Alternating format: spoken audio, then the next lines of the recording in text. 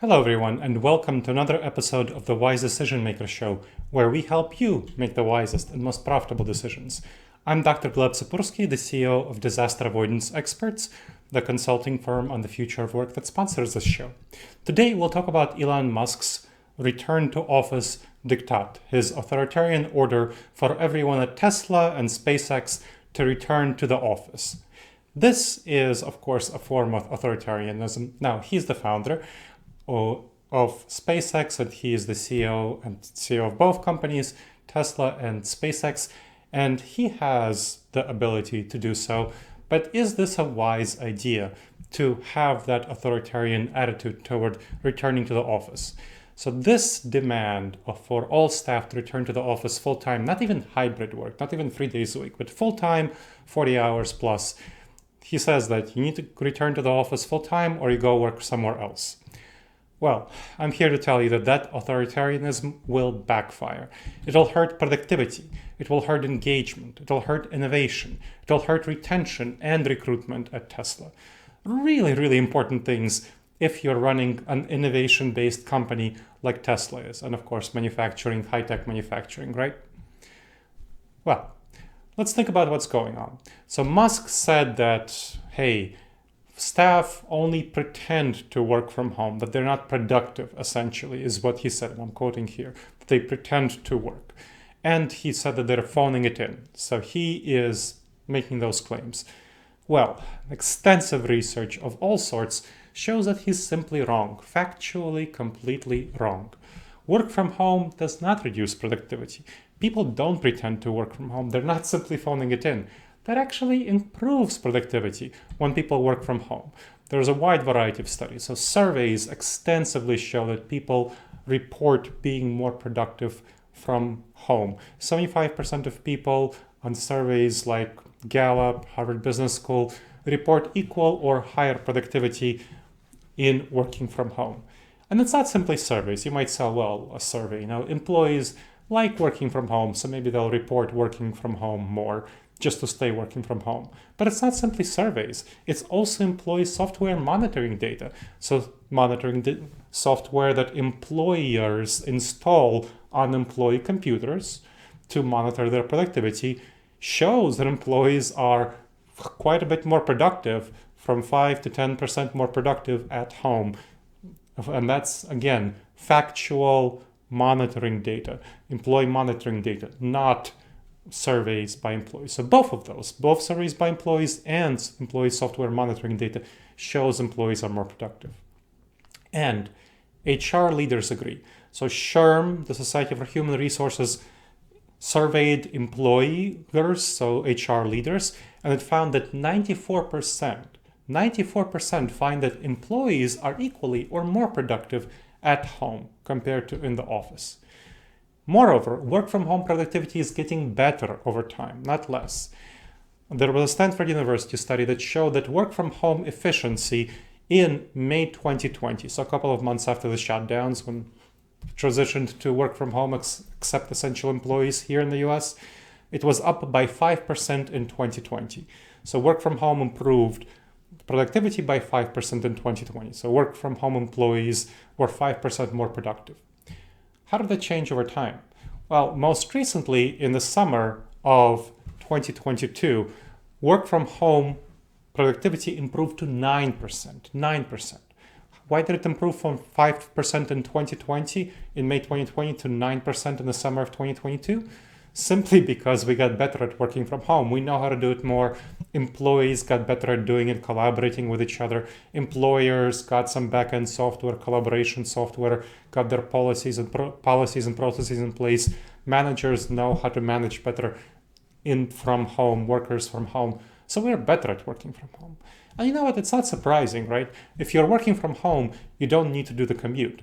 And that commute takes over an hour, counting driving and transition time, putting on clothes, makeup, all that stuff, and getting back home, setting up yourself in the office and then doing all of that in reverse. It's over an hour per day. And we have quite a bit of research that employees are willing to put some of that time from that unpaid labor into their work. Over a third of that time, they're willing to put into their workday. So they're willing to work quite a bit more per day due to not working on the commute. And so that's, if you think about that, that's over an hour per day. That's over a third of their time. That's at least 20 minutes. That's going to add up to over an hour per week.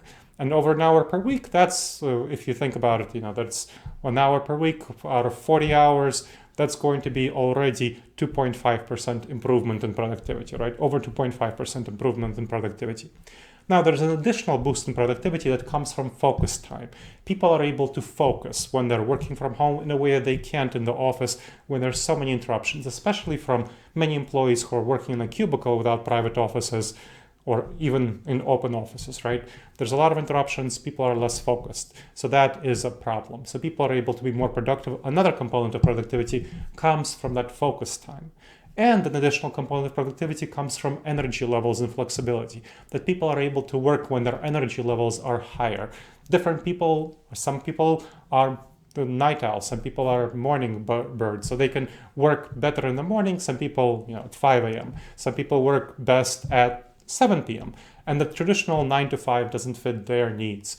But if they can work in flexible hours and various times, they're able to work more productively. All of that adds up to 9% more productivity by the summer of 2022. Now, what's the psychology? I mean, this is all known. This is not a surprise to Musk. Anyone who Googles this, you Google work from home productivity, you'll look at the first page of Google, you'll see all of these results. This is all available. The research is out there. So why is Musk saying this stuff, which is really made up and really not true? What's the psychology behind it? It's the gut intuition. He feels it should be true. He feels that if employees are visible, they'll be working harder. And that's what he feels. And unfortunately, many other managers feel this way. They feel that employees who are managed, surveilled, if you see them, they will work harder. Unfortunately, that's not how it works. And it's actually the opposite of what happens with employees. There's a cognitive bias, a dangerous judgment error, a mental blind spot called the illusion of control. It's our predisposition, our tendency to overestimate the extent to which we control external events, including other people.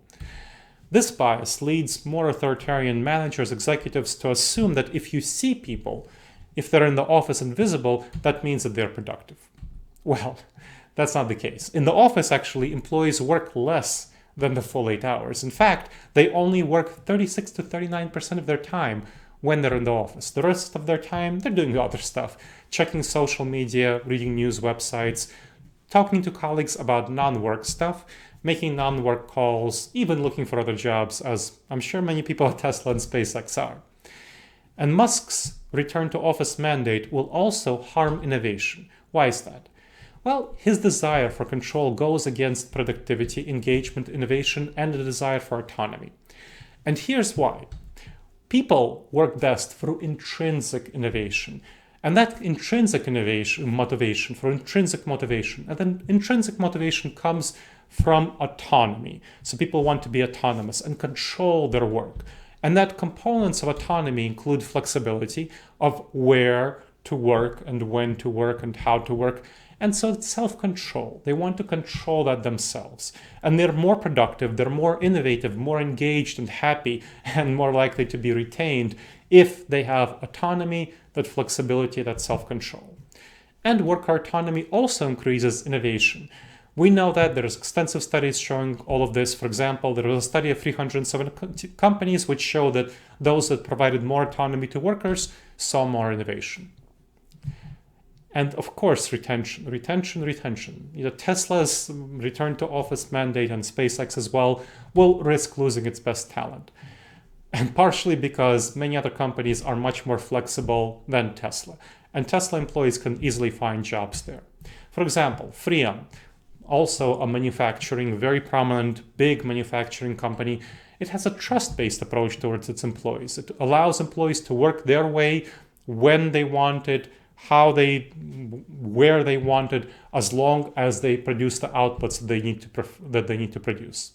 Similarly, Applied Materials, which is a Fortune 200 high-tech manufacturing company, which is one of my clients, it has an excellence from anywhere approach. So a team-led model. It has a team-led model where the team leads in collaboration with their team members decide on what works best for their team. So that is a very effective model. Another one of my clients is the University of Southern California Information Sciences Institute, ISI. It adopts research-driven approaches based to make hybrid work more flexible for its members and remote work. So it allows all forms of hybrid work, remote work, and the STEAM-led modality similarly, but maximizes staff autonomy, which is especially important for the kind of researchers at ISI who are really driven by innovation. And you remember that study on companies of innovation where maximizing autonomy maximized innovation. So we know that workers will quit in higher numbers, no question about it, if made to return to the office full-time. We have surveys showing that 40% of workers would look for new jobs if forced to come in. As a result, quit rates at Tesla will undoubtedly increase. And we have that from other peer-reviewed research. For example, there was a research study on a company called Trip.com in Singapore, which allowed some workers to work in a hybrid modality, coming into the office sometimes, and others to work in a full-time modality, the same sort of workers, the same roles, software engineers, marketing staff, and financial staff. And it found that retention improved by 35% in the hybrid workers versus the office-based workers. So definitely the quit rates at Tesla and SpaceX will increase. And we see that Musk's back-to-office ultimatum already faces pushback in Germany, which has Tesla's first ever worker union. And I can tell you, I'm very confident, and you should be as well, that Musk's illusion of control will result in serious losses of talent to Tesla and gains for its rivals.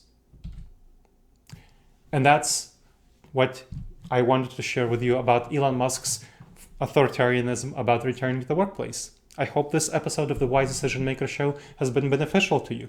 Please make sure that you subscribe to the show on whatever venue you checked it out, whether it's on YouTube for the video cast or on Amazon or Apple iTunes for the podcast version. Much more information in the show notes. And please leave a review. That would be extremely helpful for other people to discover the show. And I love to know what you think and improve the show based on your recommendations. Keeping that in mind, please email me with your feedback. My email is gleb@disasteravoidanceexperts.com. Again, gleb@disasteravoidanceexperts.com. And I look forward to seeing you on the next episode of the Wise Decision Maker Show. In the meantime, the wisest and most profitable decisions to you, my friends.